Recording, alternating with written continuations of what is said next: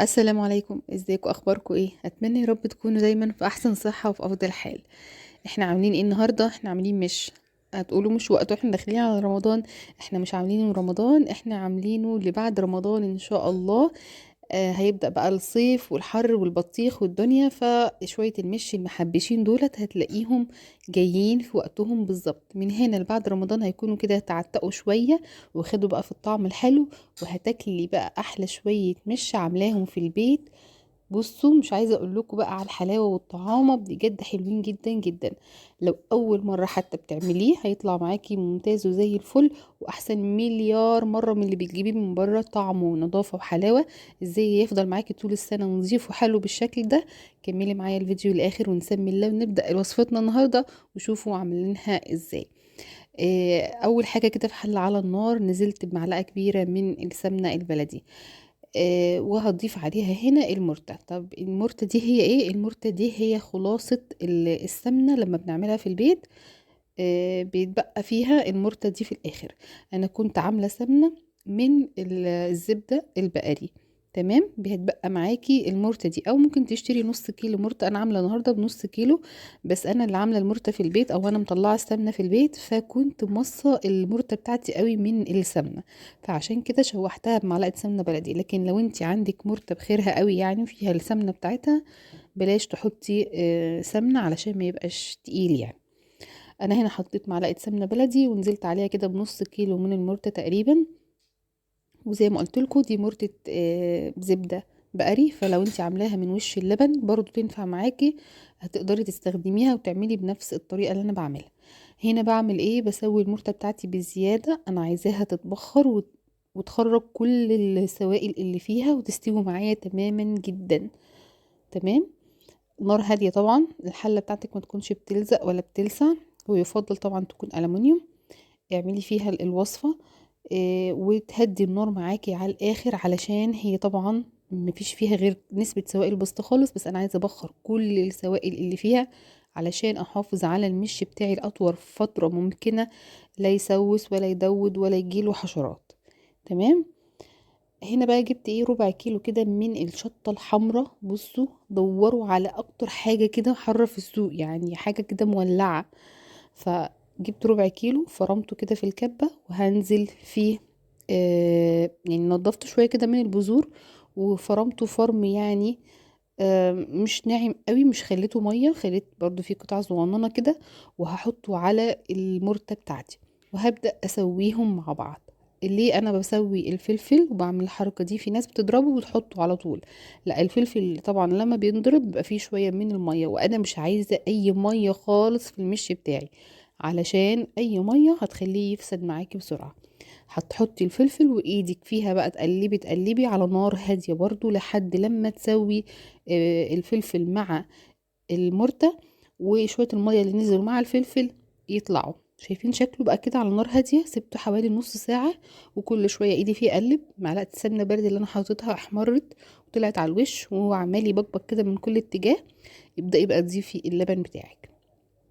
انا عندي هنا كده حوالي لتر ونص او لترين من اللبن مغلي وبدرجة حرارة المطبخ، وحطاهم جنب مني. لما لقيت الفلفل استوى تماما مع المرتة بتاعتي ونشفت تماما، هبدأ بقى اضيف اللبن شوية بشوية، هنحطه على 4 مرات مثلا. وكل مرة تستني لما يعني يتقل معاكي تاني، تحطي اللبن وتقلبي وتتقل وتضيفي تاني، هتتقل وتضيفي تاني لحد لما تخلصي كل كمية المش بتاعتك. وعايزة اقولك ان في المرحلة دي ايدك فيها باستمرار، وممكن تعلي بقى النار سنة، بس تفضلي واقفة قدامها وتقلبي. هنا المرتة بتاعتي حادقة جدا، لانها طالعة من قشطة، او طالعة من زبدة بقري بيبقى فيها نسبة ملح كبيرة. طب لو المرتة دي من وش اللبن اللي انت عاملاه في البيت، لا، هتبدأي بقى تضيفي ملح، هتبدأي تضيفي ملح. لكن انا مش هضيف ملح، لان المرتة بتاعتي ملحها زايد جدا، فهي كده كفايه معايا قوي عشان ما يبقاش حادق مني قوي. شايفين هنا لما استوى وبيغلي تماما؟ هنا خلصت كل كميه اللبن اهو، تقريبا لسه اخر حبه هم حطيتهم معاكم. وبسوي اللبن كويس قوي مع المرتة. انا كده جهزت خميره المش في البيت بكل سهوله. هحفظها بقى ازاي؟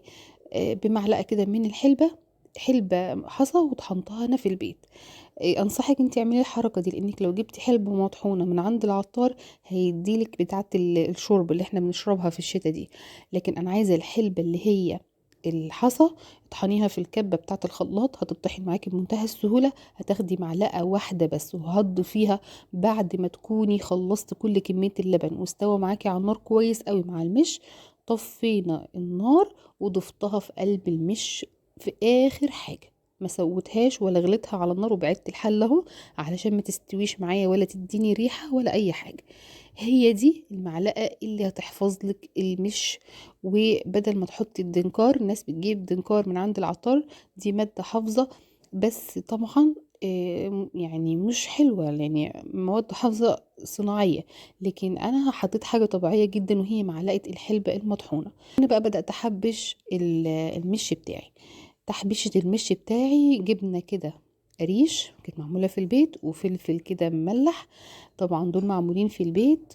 ومتصفيين كويس جدا، يعني حطاهم في مصفى طول الليل، يعني هما كانوا في برطمان. صفيت البرطمان وهرس جبنة، يعني كان عندي برطمان كده فيه بواقي جبنة وهرس جبنة وقطع جبنة وشوية من الفلفل، قمت حطاه كده في مصفى طول الليل، الصفى معايا تمام جدا جدا. وضفته دلوقتي للمش. اهم حاجه اي حاجه تحطيها في المش ما يكونش فيها ميه. هنا بقى قشر يوسفندي، وطبعا يا حلاوته بقى، الناس اللي هي كيفه المش عارفه قشر اليوسفي في المش بيبقى طعم قد ايه. هنا برضو قرنين 3 كده شطه، رشيت عليهم شويه ملح ينزلوا ميتهم، وبعد كده ايه هضيفهم كمان معايا في المش.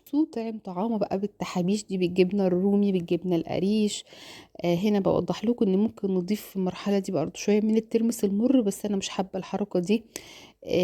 يعني انا شايفه مش هحتاج لها، يعني انا عامله كميه قليله على قد الاستخدام بس عندي في البيت ليا وللولاد. فهم حوالي 2 كيلو كده، 2 كيلو ونص. هحطهم بقى في برطمان يكون نضيف جدا وانتي غسلاه ومنضفاه. وبحط على الوش شويه شطه حمراء ومعلقتين كده من الزيت، وبحط البرطمان ده كده في التلاجة من تحت. اهم حاجه اهم حاجه تغطي البرطمان بتاعك كويس، تحطي كيس كده تمنعي الهواء ان هو يدخل جوه، وتقفلي البرطمان بتاعك كويس جدا. هجيب كيس كمان من بره اقفل الغطا بتاع البرطمان واحطه. هو طبعا انت ممكن تحطيه في اي ضلفه من ضلف المطبخ عندك، تكون بعيده عن الحراره وبعيده عن الرطوبه، وتحتفظي بالمش طول السنه. يعني بصي زي الفل، مش هيجراله اي حاجه معاكي ان شاء الله، بس تتبعي الخطوات مظبوطه. وكمان بقفل عليه من فوق كده بكيس تاني، بحيث ان انا اكتم عنه الهواء تماما، بحيث ان هو ما يجرالوش اي حاجه معايا. بس انا المطبخ بتاعي ضيق وحر، فبحطه في الرف اللي تحت خالص اللي فوق الادراج في التلاجة. فده يعني البرطمان ده بقاله حوالي 3 4 ايام كده سبته، بس طبعا ما قدرتش استنى وحبيت ان انا اكل منه. وكمان قلت اصوره لكم بالمره. شايفين بقى قوامه تقيل ازاي؟ طبعا القوام ده يرجع لك، عايزه تخفيه شويه هتزودي لبن، عايزه قوامه تقيل زي ما انا بحبه كده هتقللي اللبن. القوام ده في ايدك انتي حسب كميه اللبن اللي بتضيفيها، والتحابيش بتاعته حسب برضو ما تحبي تضيفي فيه. شايفين شكله بقى؟ شكل الطبق تحفة، وحتة اليوسفي كده بجد طعمة جدا. والجبنة القريش شايفين لونها شكلها حلوة جدا جدا، واتمنى تجربوه بجد هيعجبكم قوي قوي قوي. لو عندك شوية مرتة في التلاجة قومي دلوقتي طلعيهم وشوفي الفيديو واعمليهم احلى شوية مش للصيف ان شاء الله. اشوفكم على خير ان شاء الله في فيديو جديد. ما تنسونيش من اللايك والتعليق الحلو. سلام.